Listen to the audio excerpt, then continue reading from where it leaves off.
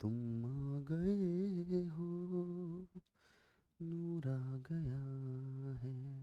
Hello दोस्तों, स्वागत है आपका आपके अपने YouTube channel English at the rate Raj पर, और आपकी सेवा में हाजिर है हमेशा की तरह आपका अपना राजकुमार। आइए तो स्टार्ट करते हैं हम इस वीडियो में मॉडल्स का दूसरा रूप, दूसरे टाइप के मॉडल जिनको मैंने बताया था मार्जिनल ऑक्सिलरी वर्ब्स भी बोल सकते हैं, या इनको पार्शियल मॉडल भी बोल देते हैं, या टर्न कोट भी मैंने एज एन एग्जांपल आपको कराया था। तो ये मॉडल्स के बारे में हम पढ़ने वाले हैं, और ये मॉडल्स हमारे तीन मॉडल्स होते हैं। एक तो नीड, डेयर और यूज टू। नीड, डेयर और यूज टू, ठीक है। अभी क्या है, नीड जो शो करता है किस चीज की फीलिंग को शो करता है?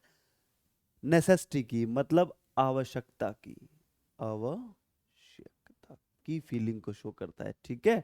और डेयर जो है शो करता है करेज की फीलिंग को, मतलब साहस की फीलिंग को।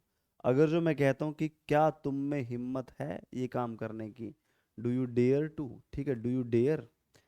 यूज टू मतलब पास्ट हैबिट, मतलब बीते हुए समय की, बीते हुए समय की आदत, समय की आदत को शो करना हो, आदत को बताना हो, तो हम मॉडल यूज टू का यूज करते हैं। क्लियर है? तो अब देखो, इनसे कुछ बातें सीखेंगे हम, किस तरह के सेंटेंसेस आते हैं, किस तरह के सेंटेंसेस हमें सीखने हैं, क्या प्रॉब्लम एग्जाम में आती है, किस तरीके से बोलचाल की भाषा में हम इनका यूज कर सकते हैं, वो सब बातें सीखेंगे। अब देखो, जैसे मान लो सपोज दैट मैं नीड और डेयर की बात करूं, इन दोनों में कुछ खास फर्क नहीं होता। अगर जो ग्रामेटिकल टर्म्स में देखें तो इनमें कोई भी खास अंतर नहीं होता है। बस आपका अंतर जो होता है इनके मीनिंग का होता है। बाकी ग्रामेटिकल टर्म्स को देखें तो दोनों मॉडल हैं, दोनों के बाद फर्स्ट फॉर्म का यूज होता है, ठीक है, लेकिन मीनिंग अलग अलग है दोनों का। अब किस तरीके से सेंटेंसेस हम बना सकते हैं, किस तरीके से सेंटेंसेस को हम फॉर्मेशन में ला सकते हैं, इससे सपोज दैट मैं नीड से या डेयर से कोई भी सेंटेंस बनाता हूं। सपोज दैट मैं डेयर से बनाता हूं। अगर मैं ऐसा कहता हूं, do you dare to, do you dare to defeat him, क्या तुम में उसको हराने की हिम्मत है? क्या हिम्मत है हराने की, हरा देने की हिम्मत है, या हरा देने की ताकत है? ऐसा भी, कैन यू बीट हिम भी। अगर मैं बोलता हूँ यस है, तो I dare to, I dare to defeat him, मुझ में उसको हराने की हिम्मत है। या फिर आई डू नॉट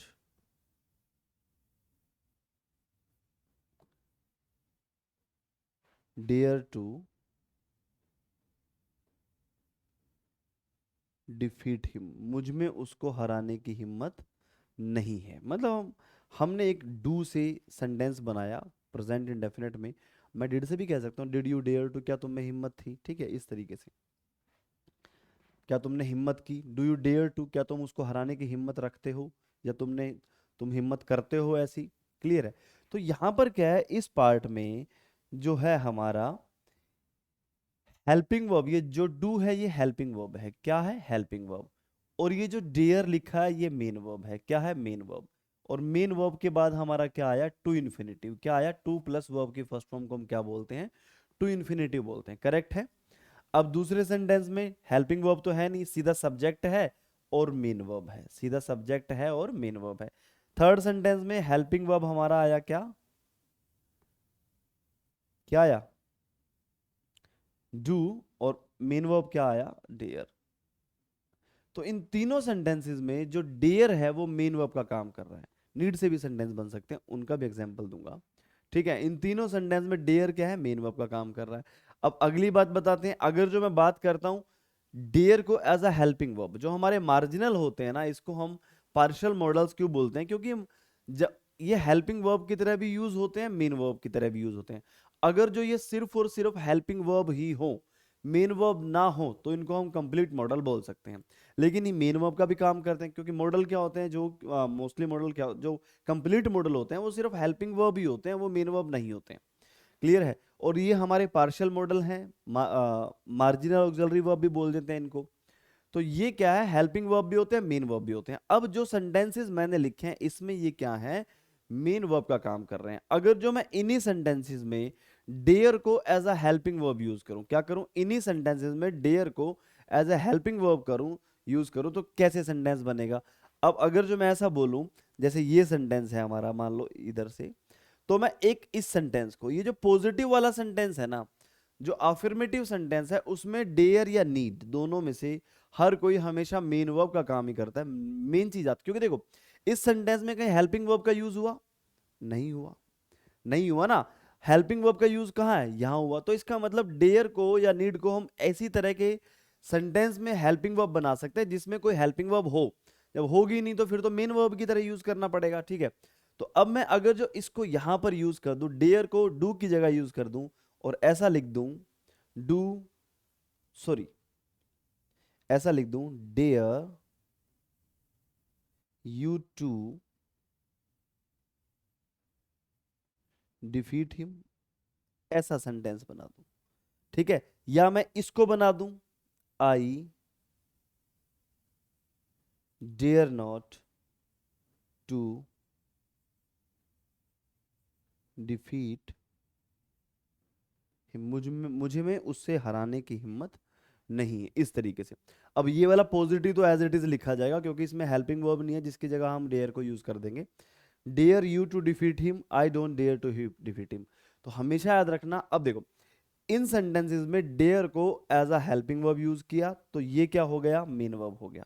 ये क्या हो गया, हमारा मेन वर्ब हो गया। क्लियर है। जब ये मेन वर्ब हो गया तो फिर हम क्या करेंगे, अब जो डेयर या नीड जब भी हेल्पिंग वर्ब यूज होगी तो मेन वर्ब टू इन्फिनिटिव नहीं होगा, बेर इन्फिनिटिव होगा। मतलब उसका टू यूज नहीं होता, चाहे वो किसी इंटेरोगेटिव सेंटेंस में हो या वो किसी नेगेटिव सेंटेंस में हो। क्लियर है। तो इस सेंटेंस को इस तरीके से ना लिखते हुए, डेयर यू डिफीट, टू नहीं आएगा, I don't, sorry, I dare not to defeat नहीं आएगा, I dare not defeat him, इस तरीके से हम यूज करेंगे। क्लियर है। जब भी नीड या डेयर को as a helping verb use किया जाता है तो वो एज अ मॉडल यूज होते हैं। और आपको पता है कि मॉडल जितने भी हैं, can, could, may, might, will, shall, इनके बाद जब भी मेन वर्ब का यूज करते हैं, जब भी मेन वर्ब का यूज करते हैं तो उनके साथ जो मेन वर्ब आता है उससे पहले टू कभी नहीं आता। क्लियर है। उससे पहले टू कभी नहीं आता, ये आपने पहले सीखा ही है।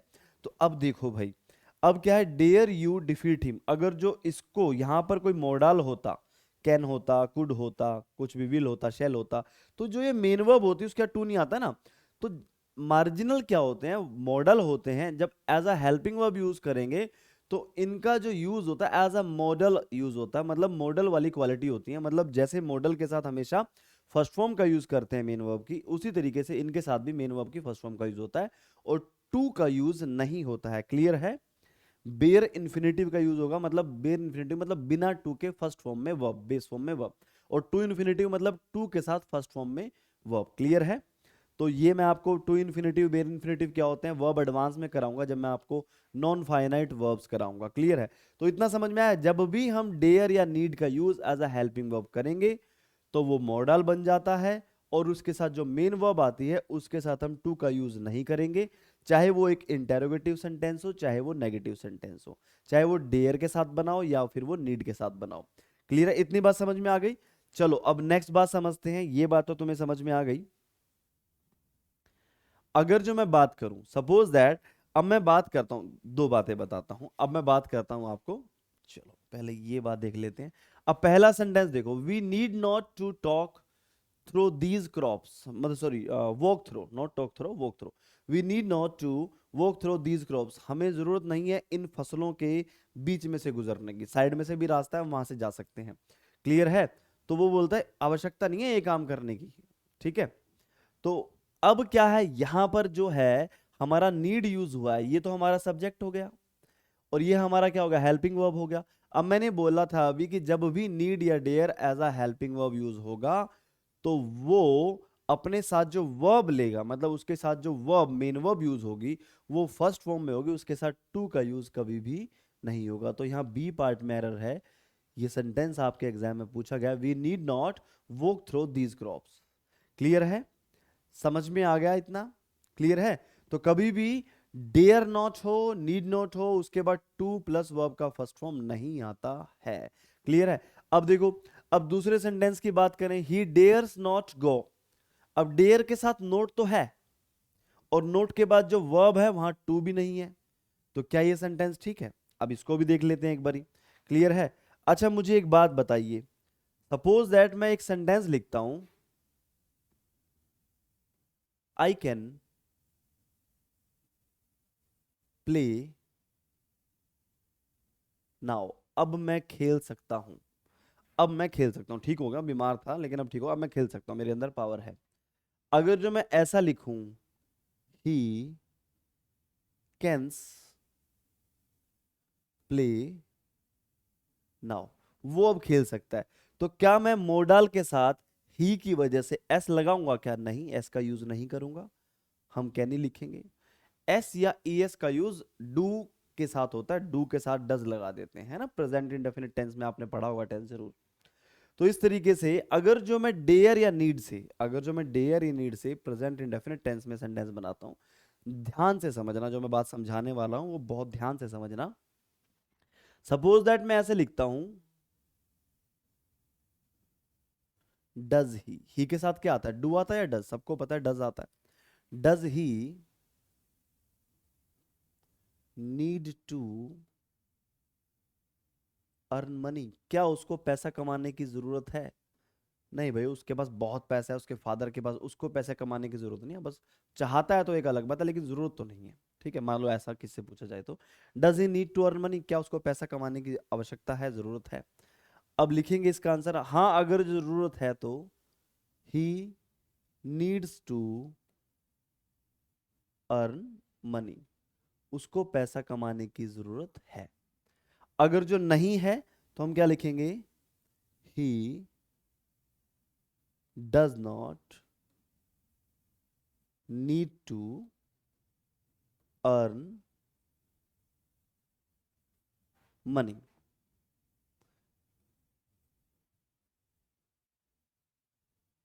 उसको पैसा कमाने की जरूरत नहीं है। समझ में आ गया? तो ये सेंटेंस हमने सिंपल लिखा है, इसमें कोई गलती नहीं है।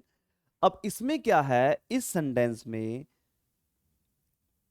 जो हमने देखा है वो क्या है, यहां पर हेल्पिंग वर्ब तो क्या है? डज है। और मेन वर्ब क्या है? नीड कैसे यूज हुआ? As a main verb, as a main verb. और यहां तो मेन वर्ब है ही, और यहां पर भी नीड क्या है? Main verb. और ये क्या है हमारा? Helping verb. अब अगर जो मैं इन्हीं सेंटेंसेस में नीड को as a helping verb use करूं और अर्न को मेन वर्ब बना दूं, तो क्या होगा? अब मैं नीड को यहां ले आता हूं, क्या मैं ऐसा लिख पाऊंगा? मुझे नीड लिखना चाहिए या फिर मुझे नीड्स लिखना चाहिए? क्योंकि डज है ना, नीड ही और needs he, to earn money. अब इसको तो भूल जाओ, अब इसमें आ जाओ। अगर जो मैं डज की जगह नीड ले आऊं तो मैं क्या लिखूंगा? He needs not to earn money. Clear है? अब मैंने ये दो सेंटेंसेस लिख दिए हैं, आपकी सेवा में हाजिर कर दिए हैं मैंने। देखो अभी बच्चे, अब देखो, अब यहां पर क्या है, इन दोनों सेंटेंस में नीड था मेन वर्ब, मैंने उसको हेल्पिंग वर्ब की जगह यूज कर दिया और हेल्पिंग वर्ब को उड़ा दिया। अब इन दोनों सेंटेंस के मीनिंग में कोई डिफरेंस नहीं आया, बस हमने थोड़ा सा तरीका बदल दिया है। क्लियर है? अब अगर जो मैंने इसको, अब मैंने कहा कि नीड और डेयर जब भी हेल्पिंग वर्ब होंगे तो वो मॉडल हो जाते हैं। क्या हो जाते हैं? मॉडल का मॉडल बन जाते हैं, मॉडल की तरह यूज होते हैं। तो अब ही सब्जेक्ट आपका सिंगुलर हो या प्लूरल हो, ही शी इट हो या दे हो या वी हो, कुछ भी हो, कभी भी मॉडल के साथ एस या एस नहीं लगता जब वो हेल्पिंग वर्ब होता है। अगर जो नीड को as a helping verb use कर रहा हूं तो जाहिर सी बात है जो डज के साथ एस था वो नीड के साथ नहीं यूज होगा, बेशक यहाँ सब्जेक्ट ही है। क्लियर है? तो हमारा पार्ट नीड वाला, ये वाला करेक्ट है, ये वाला गलत है। Need he to earn money. और दूसरी बात, अब यहां पर नीड हेल्पिंग वर्ब है तो यहां पर ये टू भी नहीं आएगा। सेंटेंस जो लिखा जाएगा, नीड ही अर्न मनी, क्या उसको पैसा कमाने की जरूरत है? अब मैं कहता हूं उसको पैसा कमाने की जरूरत नहीं है, तो नीड्स नहीं, नोट नहीं होगा बच्चे, नीड नोट होगा। क्या होगा? Need not earn money, he need not earn money, उसको पैसा कमाने की जरूरत नहीं है। समझ में आ गया? जब भी कभी हम नीड या डेयर का use as a helping verb करते हैं तो मेन वर्ब से पहले टू नहीं आता। दूसरी बात, नीड या डेयर के साथ कभी हम एस का यूज नहीं करते हैं। जैसे नॉर्मली इधर कर दिया हमने। क्लियर है, समझ में आ गया? तो अभी इस पे बेस्ड, इसी चीज पे बेस्ड मैंने आपको दो सेंटेंसेस यहाँ पे लिखे हैं कि पहले में तो नीड नॉट आया तो मुझे टू नहीं लगाना है, दूसरे में ही डेयर्स नॉट की जगह क्या आएगा, he dare not go to crematorium at midnight, उसमें हिम्मत नहीं है आधी रात को क्रेमेटोरियम मतलब शमशान घाट जाने की। क्रेमेटोरियम का मतलब क्या होता है, जब बॉडी को क्रीमेट किया जाता है, मतलब क्रीमेट मतलब दाह संस्कार, क्रीमेशन का मतलब क्या होता है, दाह संस्कार, और जहां क्रीमेशन होता है उसको हम क्या बोलते हैं, क्रेमेटोरियम मतलब शमशान घाट। क्लियर है? और ये चीज मैंने आपको बस एग्जांपल देने के लिए बताई थी। Do you need to talk to them, ठीक है। अगर जो मैं नीड को हेल्पिंग वर्ब बनाऊं यहां पर और ऐसा लिखूं,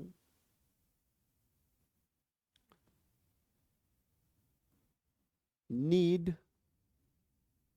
you to talk to them, और नेगेटिव में लिखूं, I needn't to talk to them. ठीक है, तो जाहिर सी बात है मैंने अभी आपको समझाया है, और मैंने क्या समझाया आप लोगों को, अभी मैंने यही समझाया कि जब भी नीड या dare as a helping verb होंगे तो मेन वर्ब के साथ ये टू नहीं आएगा। Need you talk to them, I needn't talk to them, यहाँ पर हेल्पिंग वर्ब है, ठीक है, और ये हमारा मेन वर्ब है, और यहाँ पर हेल्पिंग वर्ब ये है, मेन वर्ब नीड है, तो आगे टू प्लस टॉक आ गया। क्लियर है? इतनी बात नीड और डेयर से समझ में आ गई है आपको। अब हम बात करते हैं यूज्ड टू की। किसकी बात करते हैं अपन? अपन बात करते हैं यूज्ड टू की। यूज्ड टू मैंने जैसे बताया आपको कि यूज्ड टू का यूज कहाँ होता है, पास्ट की हैबिट को बताने के लिए, पास्ट की हैबिट्स बताने के लिए, गुजरे जमाने की आदतें बताने के लिए। जैसे एक आदत मैंने यहाँ लिखी हुई है, did you use to play tipcat. Tipcat क्या होता है, प्ले टिपकैट, टिपकैट होता है गिल्ली डंडा खेलना। गिल्ली डंडा खेला हुआ अभी, इस तरीके से करके हम मारते हैं गिल्ली डंडा। एक गेम रहा है, गाँव में कभी जाओगे तो अब भी बच्चे खेलते हुए मिल जाएंगे, शहर में तो रेयर चांस है, शहर में मोस्टली बच्चे क्रिकेट वगैरह ही खेलते हैं। I use to play tipcat, मैं टिपकैट खेला करता था, ठीक है। I didn't use to play tipcat, मैं क्रिकेट टिपकैट नहीं खेला करता था। क्लियर है? तो यूज टू का जो यूज होता है वो किस लिए होता है, यूज टू का यूज होता है कि बीते हुए समय में क्या ये काम तुम किया करते थे, हाँ मैं किया करता था या मैं नहीं किया करता था।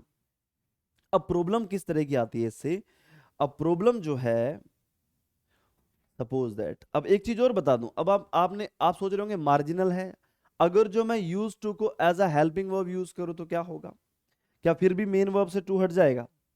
चलो देखो एक बारी, अगर जो मैं इस सेंटेंस को, इस सेंटेंस में इस यूज टू को मैं क्या कर दूं, यहां पे ले जाऊं, क्या कर दूं, यहां पे ले जाऊं, मैं लिख दूं यूज यू टू प्ले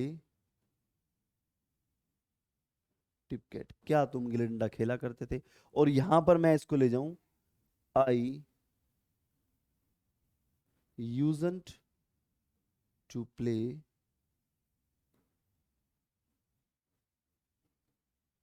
टिपकेट, मैं गिल्ली डंडा नहीं खेला करता था। दो चीजें, दो सेंटेंस लिखे हैं। अब इसमें जरा ध्यान देना, जो मैं बात बताने वाला हूं वो बड़ी अच्छी, बड़ी प्यारी, बड़ी सुहानी, बड़ी मस्तानी बात है। वो ये बात है बच्चे कि जब भी यूज को as a helping verb use करेंगे, मतलब यूज टू को, तो उस केस में हम कभी भी फर्स्ट फॉर्म में यूज नहीं करेंगे। दूसरी पहली बात, हम इसको यूज्ड यूज करेंगे, क्योंकि ना ये डिड के साथ इसका यूज होता है। जैसे डिड, डिड हमारा क्या है, डू का सेकंड फॉर्म है, तो यूज्ड का भी सेकंड फॉर्म यूज्ड ही यूज होगा। जब कभी भी सेंटेंस में डिड हेल्पिंग वर्ब है तो यूज फर्स्ट फॉर्म में आएगा। क्लियर है? और जब नहीं है तो सेकंड में आएगा, जब है तो फिर फर्स्ट में आएगा, यूज टू रहेगा, यूज्ड टू नहीं होगा। क्लियर है? अब यहां पर यूजेंट का क्या होगा, यूजेंट, यहां पर भी क्या होगा, इस तरीके से होगा। इतना समझ में आया? क्लियर है? तो और यहां पर जो टू है ना, जब इसको मैं as a helping verb use करूं या फिर as a main verb use करूं, हमारा जो मेन वर्ब है वो टू के साथ ही आएगा। टू यहां पर करेक्ट है, टू यहां पर इनकरेक्ट नहीं है। क्लियर है? बात नंबर एक। अब किस तरह का प्रॉब्लम आता है, जैसे अभी आपने देखा किस तरह का प्रॉब्लम हम एग्जाम में फेस करने वाले हैं। सपोज दैट मैं ऐसा लिखता हूं, she and I did not used to play.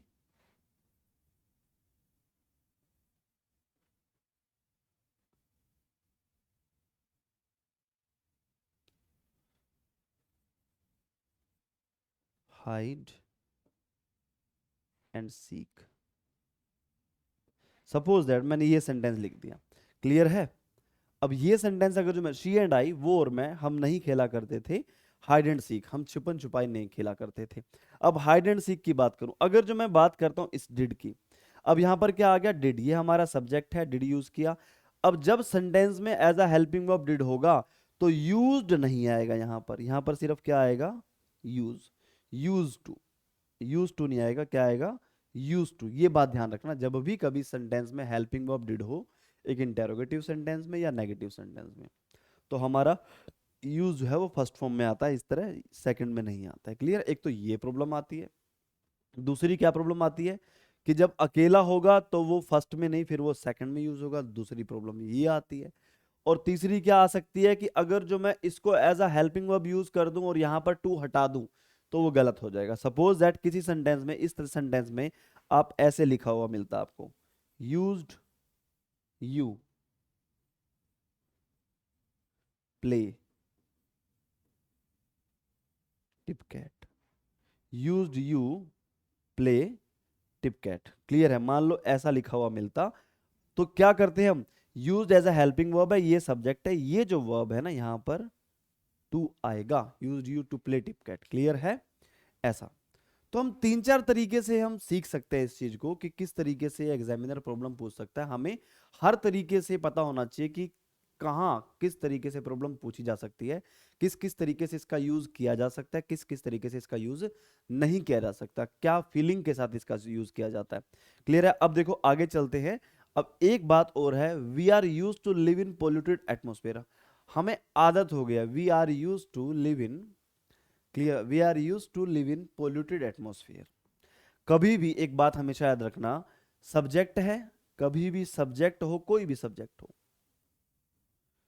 और फिर क्या हो, बी हो, क्या हो, बी हो, क्या हो, बी हो, प्लस यूज्ड टू हो, और फिर हमारा वर्ब हो, क्या हो, वर्ब हो, क्लियर है। बी क्या होता है, बी कहने का मतलब है बी की वो सारी form, is, am, are, was, were, been, being, और बी खुद, जब ये सारी फॉर्म बी की हो, क्लियर है, और उसके बाद क्या हो, यूज्ड टू हो, और फिर मेन वर्ब हो। इस केस में अब क्या है, ये तो हो गया ना हेल्पिंग वर्ब, ये तो हेल्पिंग वर्ब नहीं है, और मेन वर्ब यहां आ गया, तो यूज टू क्या रह गया, क्या बन गया, आई एम यूज टू, मुझे आदत है, ठीक है। आई वॉज यूज टू, मुझे आदत थी। ये एक मेरी क्वालिटी को बता रहा है, और मैं कौन हूं, नाउन या प्रोनाउन, और नाउन या प्रोनाउन की क्वालिटी को कौन बताता है, एडजेक्टिव बताता है, क्लियर है। तो इस केस में ये तो हेल्पिंग वर्ब हो गया और ये मेन वर्ब हो गया, और जब कभी भी बी हेल्पिंग वर्ब होता है तो मेन वर्ब कौन सी फॉर्म में आता है, आईएनजी के साथ आता है। यहां पर क्या जुड़ जाएगा, आईएनजी। तो कहने का मतलब इस पार्ट में वी आर यूज टू, यहां पर क्या आएगा, living in polluted atmosphere, we are use to living. जब भी कभी आप यूज टू के साथ बी का कोई भी फॉर्म देखते हो, इज, एम और वोज, और उससे पहले, तो हमारा जो मेन वर्ब है उसके साथ आप आईएनजी जोड़ेंगे। अगर आईएनजी नहीं है तो दैट इज रॉन्ग। ऐसा नहीं कि मैं इसको sir we use to live कर दें, आर हटा दें, तो ऐसा नहीं है। बी को आप हटाएंगे नहीं, अपनी तरफ से लगाएंगे नहीं, और लगा हुआ है तो हटाएंगे नहीं। अगर जो सेंटेंस में ऑलरेडी बी है तो आप उसको नहीं हटाएंगे, हमेशा ये वाला वर्ब ही चेंज होगा, और नहीं है तो आप अपनी तरफ से उसको ऐड नहीं करेंगे, यहां वर्ब में ही चेंज होगा, क्लियर है। तो आपको समझ में आ गया, यूज्ड टू, नीड, डेयर से रिलेटेड किस तरह के प्रॉब्लम आपके एग्जाम में पूछे जाते हैं, पूछे जा चुके हैं और पूछे जाएंगे, वो सारी बातें मैंने आपको बता दी हैं। इसी के साथ इजाजत चाहता हूं, नेक्स्ट वीडियो में हम और कुछ ऑक्सिलरी वर्ब्स की बात करेंगे। टाटा, बाय बाय, हर हर महादेव।